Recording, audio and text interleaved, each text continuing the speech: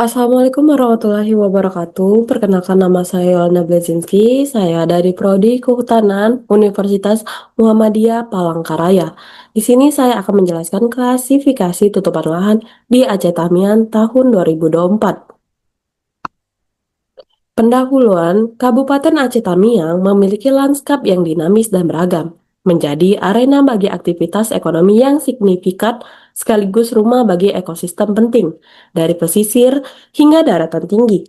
Setiap jengkal lahan memiliki fungsi pemanfaatan sumber daya. Secara administratif, Kabupaten Aceh Tamiang memiliki luas wilayah 1.957 kilometer kubik, kilometer kuadrat, menjadi salah satu daerah strategis di Provinsi Aceh karena berbatasan langsung dengan Sumatera Utara dan menjadi pintu gerbang masuk ke Aceh dari arah Medan. Metode yang saya gunakan yaitu Landsat 8. Landsat 8 memiliki resolusi spasial 30 meter, cukup untuk multispektral, cukup detail untuk analisis tutupan lahan skala kabupaten. Lalu saya menggunakan Google Earth Engine. Google Earth Engine dipakai karena menyediakan data satelit yang lengkap, komputasi cepat berbasis cloud, dan hasil analisis mudah divisualisasikan serta dibagikan. Lalu saya menggunakan sistem random forest dengan jumlah 500 pohon pada random forest. Itu saya pilih karena cukup besar untuk menghasilkan klasifikasi yang stabil dan akurat.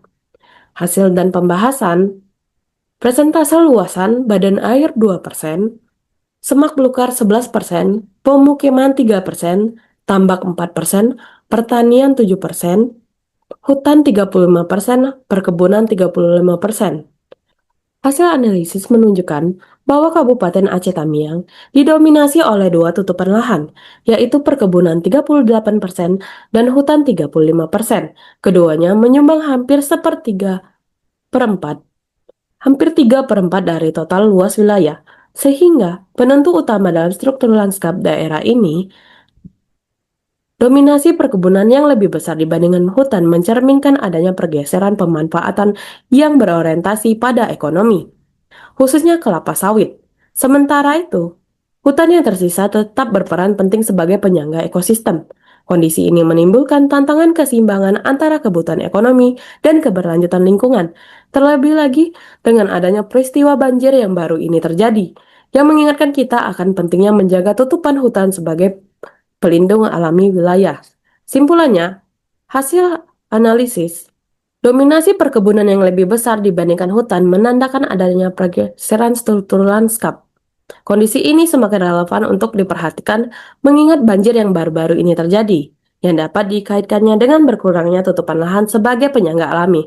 Oleh karena itu, hasil penelitian ini menegaskan pentingnya pengelolaan tata ruang dan kebijakan lingkungan yang berimbang antara kebutuhan ekonomi melalui ekspansi perkebunan dan keberlanjutan ekologi melalui pelestarian alam. Sekian penjelasan dari saya, semoga bermanfaat. Terima kasih. Assalamualaikum warahmatullahi wabarakatuh.